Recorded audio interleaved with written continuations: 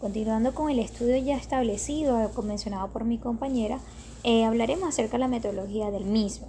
Tenemos que hablar que es un estudio, el diseño del estudio es un estudio tipo observacional con un propósito primario de diagnóstico transversal y de modelo de estudio de cohorte. Además de esto, tenemos que hablar acerca de la población en la metodología, la población estudiada, en la cual el estudio no menciona exactamente cuál es la población elegida. Sin embargo, ellos mencionan que estudiaron 3 municipios de Myanmar fronterizos con Corea. La muestra tomada para poder realizar el procedimiento o el estudio fue de 1.700 muestras tomadas de sangre para poder estudiar la población y poder establecer los criterios diagnósticos según los procedimientos utilizados en pacientes que no tuvieran sintomatologías para malaria o para plasmodium. El procedimiento usado en el estudio fue de RT-PCR y la RDT, que fueron la detención de cadena de reacción polimerasa, y de la prueba de detención rápida para este mismo parásito. Continuando con la metodología, tenemos que hablar acerca de la intervención realizada, donde hicieron 3 intervenciones en las cuales iban a estudiar la relación y la detención rápida o temprana del ADN y el RNA. Hablaron principalmente sobre una de las intervenciones realizadas de la estabilización y extracción de ácidos nucleicos y transcripción inversa por PCR, donde ellos estudiaron, donde se mezclaron volúmenes de 300 microlitros de sangre en pacientes con 700 microlitros del ADN y RNA Shield, que fue la prueba realizada o estudiada. Se almacenó hasta 2 semanas a 28 grados centígrados a menos, y luego se congeló a menos 80 grados hasta la extracción de la muestra tomada para el estudio del ADN. El ácido nucleico total extraído de esta muestra ya tomada fueron de 250 microlitros de mezcla de sangre más el estabilizador, pero con un volumen de elusión de 50 microlitros del buffer ya establecido.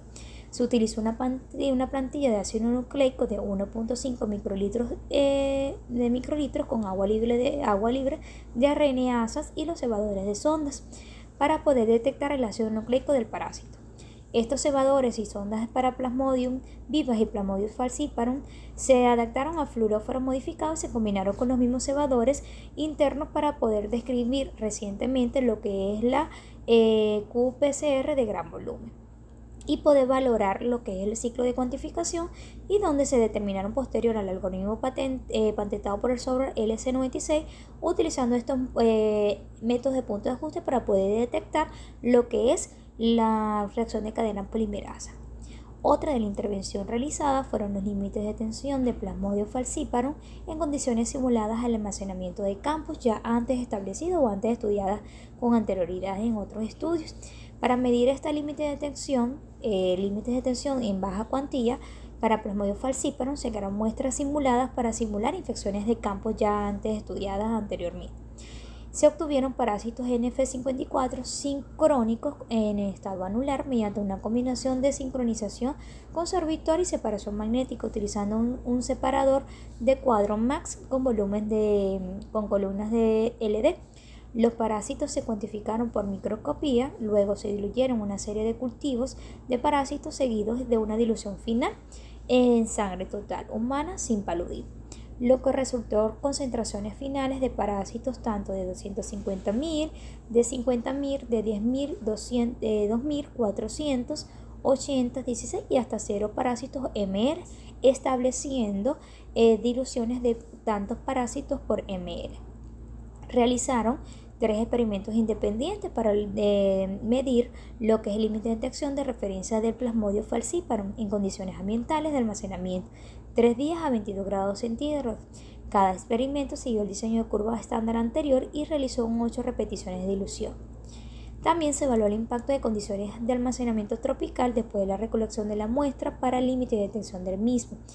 Estas muestras simuladas, cada una preparadas por un cuadriplicado, se congelaron a menos 80 posteriormente al procesamiento de 22 grados y se almacenaron durante 3, 7 y 14 días a 28 grados con una humedad relativa al 80% de la extracción.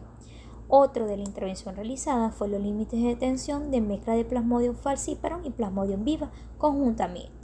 Estos límites de detención para Plasmodium falciparum se determinó mediante la separación de pruebas de 3 conjuntos independientes de curvas estándar de Plasmodium falciparum como descrito anteriormente, tanto en presencia como en ausencia, obteniendo 3.8 por 10 a la 4 copias por microlitros de Plasmodium PUC C57, que continúa el ingesto del gen 18RS RNA de Plasmodium vivas conjuntamente, dando los parásitos de Plasmodium vivas que no son sostenibles en cultivo, y este plásmido se usó como sustitutivo y se informó en las copias por microlitro. El límite de tensión para Plasmodium vivas se determinó mediante la preparación y prueba de 3 conjuntos independientes de curvas estándar de Plasmodium vivas preparados mediante diluciones seriadas 10 veces el plásmido, ¿verdad? Cada dilución estándar se analizó con un triplicado para obtener lo que es el límite de tensión. Las medidas o los objetivos primarios o de resultado primario y resultado secundario. El objetivo de resultado primario fue detectar tanto el ARN como el ADN ribosomal. Esto se realizó mediante un ensayo pre-ultra sensible con reacción de cadena polimerasa transcriptasa inversa, pero con una dosis de hemodilución o de dilución mucho más pequeña como se realizaron anteriormente. Y medir resultados secundarios para poder determinar el límite de tensión, a cuánto era la cuantía, cuánto era la dilución, tanto para Plasmodium falciparum y Plasmodium vivas. La estadística aplicada, tenemos que hablar sobre el valor predictivo negativo, el valor predictivo positivo, la sensibilidad analítica y la especificidad analítica que fue calculada. Esta se calculó utilizando el SAS 9.2 a través del SAS Institute Carey en Estados Unidos. El intervalo de confianza del 95% se realizando lo que es la prueba de Fisher bilateral, y se realizó mediante la prueba de Metcalfe usando el GRAPAD, y el análisis Probit, que determinó lo que era el límite de tensión en términos de parásito por mililitros, tanto para el Plasmodium falciparum o copias del plásmido por microlitros para Plasmodium vivas. No se esperaban que estas muestras por debajo del límite de tensión determinada fueran a dar positivas, por lo cual no se omitieron de estos análisis, no determinando exactamente la cuantía. Por último, vamos a hablar sobre el flujograma. Como sabemos, fue un estudio realizado en el suroeste de Myanmar, en Birmania, un estudio supervisado por la Junta de Revisión de Ética del Departamento de Investigación Médica del Ministro de Salud de Myanmar, y donde se realizó la estabilización de la extracción de ácidos nucleicos y de transcripción inversa del PCR, midiendo los límites de tensión tanto para Plasmodium falciparum en condiciones simuladas, almacenamiento de campo ya establecido, y la límite de tensión conjunto a mezcla para Plasmodium falciparum y Plasmodium vivas. Esta es una prueba de campo donde realizaron una prueba de 1739 muestras evaluadas con RT-PCR ultrasensible como para RDT, determinando que 2 dieron positivas para RDT tanto para Plasmodium vivas, 24 positivas para Plasmodium falciparum, 108 positivos para Plasmodium vivas, pero en pruebas de RT-PCR, y 120 dieron positivas tanto para Plasmodium vivas como Plasmodium falciparum.